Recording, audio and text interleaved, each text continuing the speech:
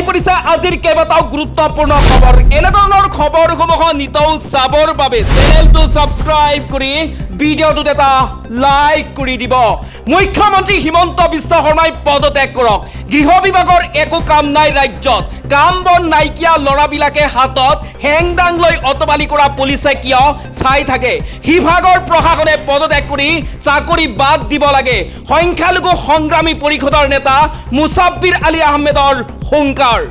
এই মুহূৰ্তত আহি পৰিছে আন এটা গুৰুত্বপূৰ্ণ খবৰ। আদালতৰ নিৰ্দেশ অমান্য কৰি উচ্ছেদ চলোৱাৰ অভিযোগ চৰকাৰী বিষয়াৰ বিৰুদ্ধে। গোৱালপাৰাত উচ্ছেদ চলোৱা চৰকাৰী বিষয়া, জিলা আয়ুক্ত আৰু আৰক্ষী অধীক্ষকক আদালতত হাজিৰ কৰোৱাৰ নিৰ্দেশ।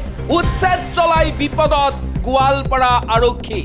এই মুহূৰ্তত আহি পৰিছে আন এটা গুৰুত্বপূৰ্ণ খবৰ। মিয়া বিচাৰি অভিযান চলোৱাৰ অধিকাৰ নাই উজনিৰ দল সংগঠনৰ।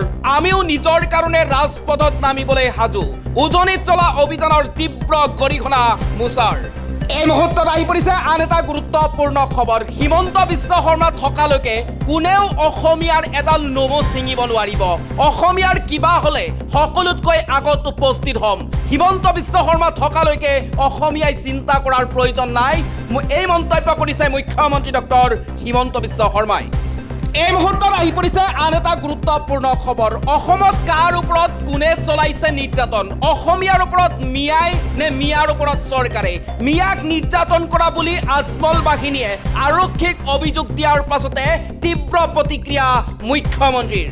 এই মুহূৰ্তত আহি পৰিছে আন এটা গুৰুত্বপূৰ্ণ খবৰ। উজনিত সংখ্যালঘুক ধমক দি মহাবিপদত জাতীয় সংগঠনৰ নেতা শৃংখল চলিহা আৰু চিতু বৰুৱা। এই দুয়োজন নেতাৰ বিৰুদ্ধে এজাহাৰ দাখিল কৰিছে অসম সংখ্যালঘু সংগ্ৰাম পৰিষদে।